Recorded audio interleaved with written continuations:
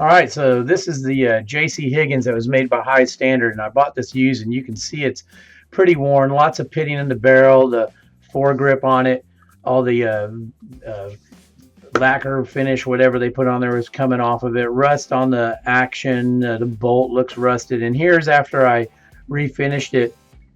I did a cold bluing on it. Just did the sandpaper on the wood and re-oiled it.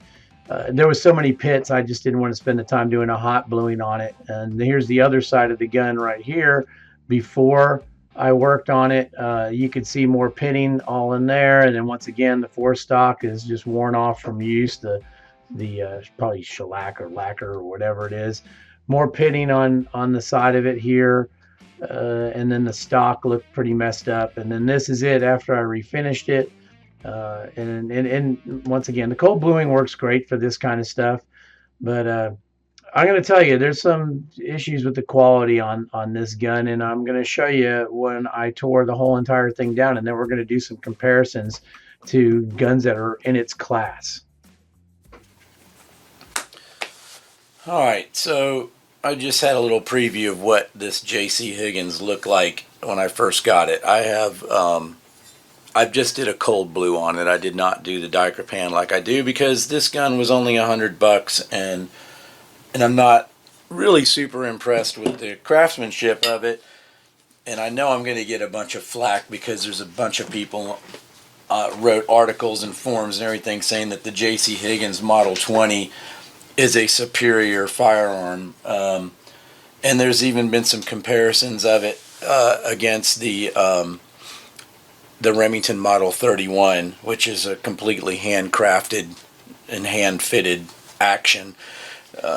Anyways, I did take apart my Mossberg 500 20 gauge. This is the first gun I ever purchased in my life from a pawn shop for $125, and this gun was made in 1964. And I was curious because there was a lot of comparisons between these two, and this is the first time I have ever completely dismantled my Mossberg. And I got to tell you, I did not know that this was aluminum. So I got to give the JC Higgins points. This gun was made in 1960, I believe, was the year that the barrel code was on this one, and it's steel. This is not. So brownie points for that. I can tell you that the craftsmanship of like the bolt carrier and the bolt, it's just not really great steel. I mean, there's a lot of pitting in here. I cleaned this up. It was rusted. They tried to do the little diamond circle pattern thing on the side, but as soon as I hit it to clean up the rust, that came right off, so it wasn't very deep. The cartridge lift is just a piece of metal that they chromed, and the chrome is chipping off of it. Now the one for the Mossberg, they actually did some big scalloping into it, and the coating on this was originally blued on steel, and then to make the scalloping design on it, they etched off, the bluing. So this is actually a better material than what came with the JC Higgins. The bolt on the Mossberg seems to have better machining, although the metal quality is pretty much the same. It's comparable to the JC Higgins. Another thing that I never knew is this is the trigger assembly from the Mossberg, and the housing on it, the trigger guard is plastic, which was a surprise to me. The one for the JC Higgins is aluminum, but it's a toss-up between which components are better. Some aspects of the Mossberg, the machining seems to be better. It's more rough on the JC Higgins. So anyways, but I will tell you, there's not, in my opinion, and I'm coming back, that there is not a comparison between the 31. When I take this 31 apart, everything in here, every surface of the metal is machined. inside here, and you could tell that it was all hand fitted. I mean, I said in a video with this before when I refinished this gun that this was considered like the Colt Pythons of guns at its time. You know, obviously the trigger guard is all metal. You know, it's just a heavier, solid gun, and when you cock it, the action's just really clean and crisp. So anyways, I'm going to put these back together. There is one other thing that I want to mention.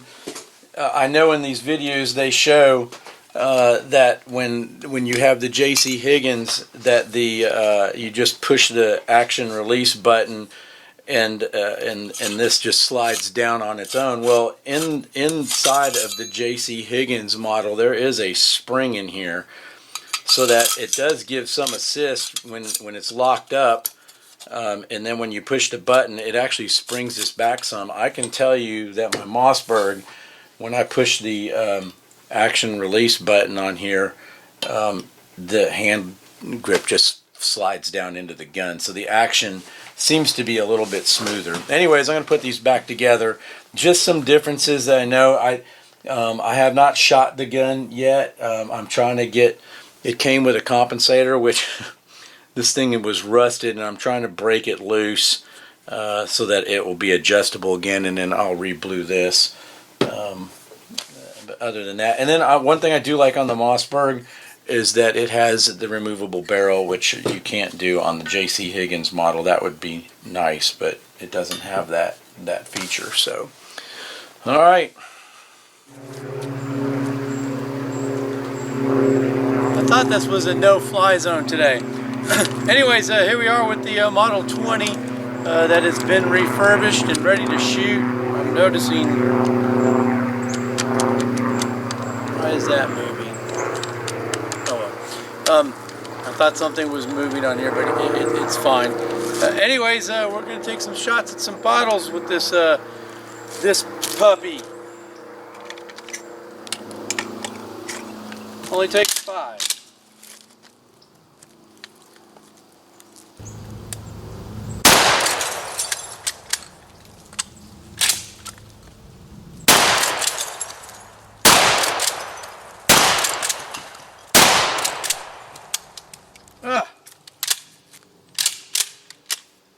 Alright, that was pretty cool. Kicks like a 12 gauge should.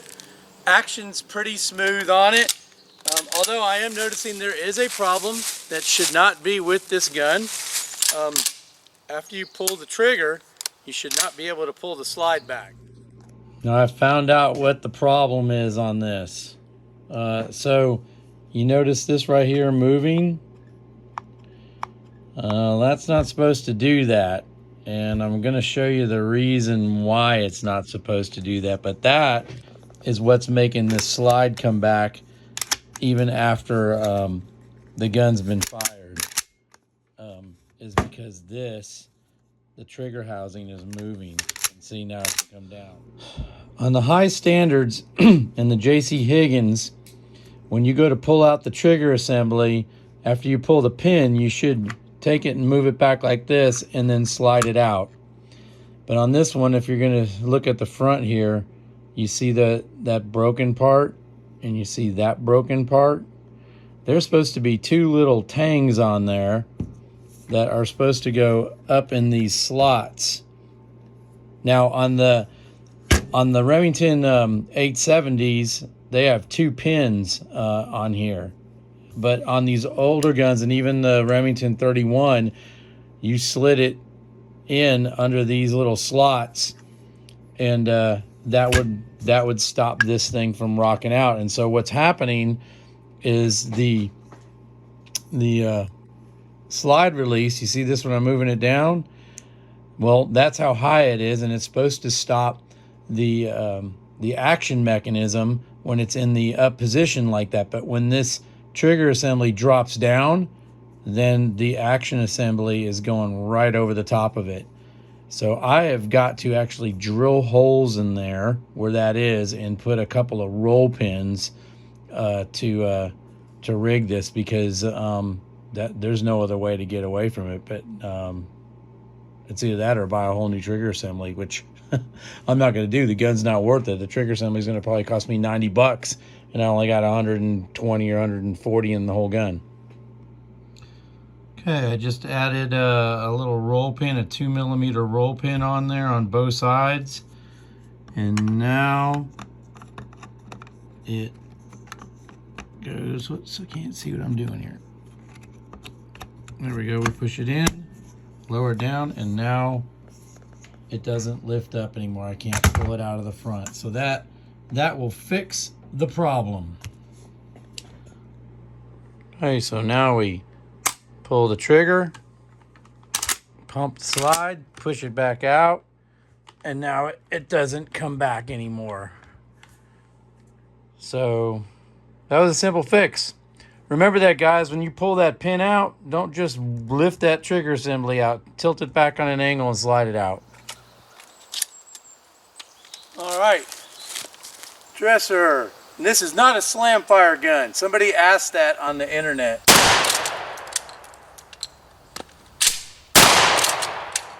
Yeah, we got an ejection problem.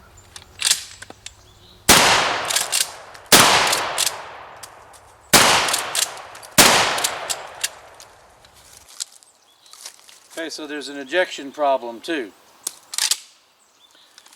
Guys, the JC Higgins for the money's not a bad gun, but I'm going to tell you, and I said it in the interview. I mean, and in the breakdown, it's not a Remington 31.